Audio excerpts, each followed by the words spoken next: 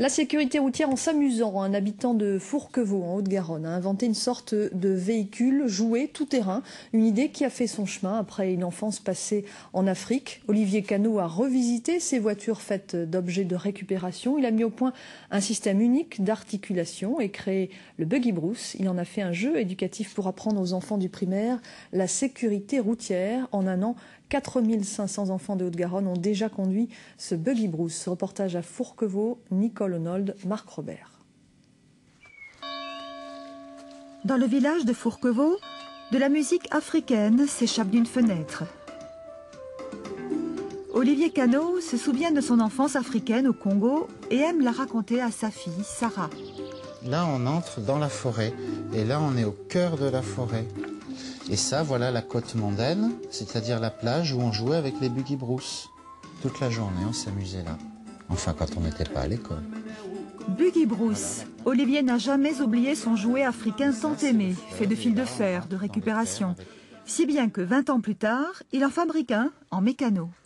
J'ai pu mettre au point le système de direction, le système d'indépendance des roues et le système de suspension.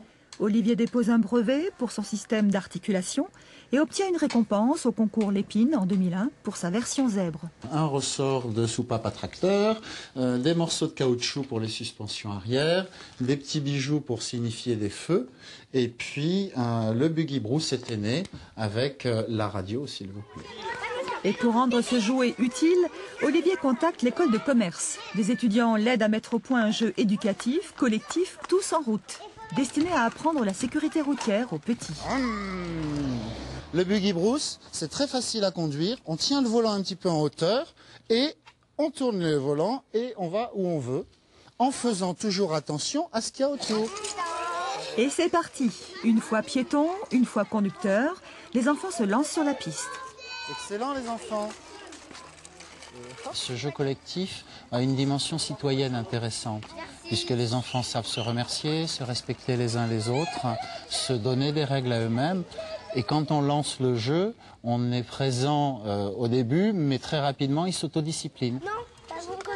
Non, Elias a raison. Si tu es passé alors qu'il arrivait, c'était à lui la priorité. Mais ça ne veut pas dire que tu dois lui rentrer dedans.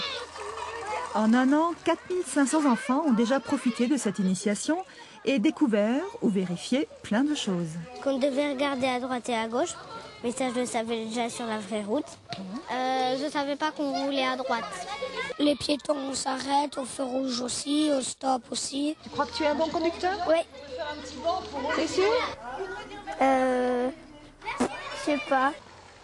Olivier et son Buggy Bruce ont beaucoup de projets en cours, avec des centres de loisirs, des animations sur la plage, un jeu spécifique pour Renaud et sa dernière née, ou encore une bande dessinée.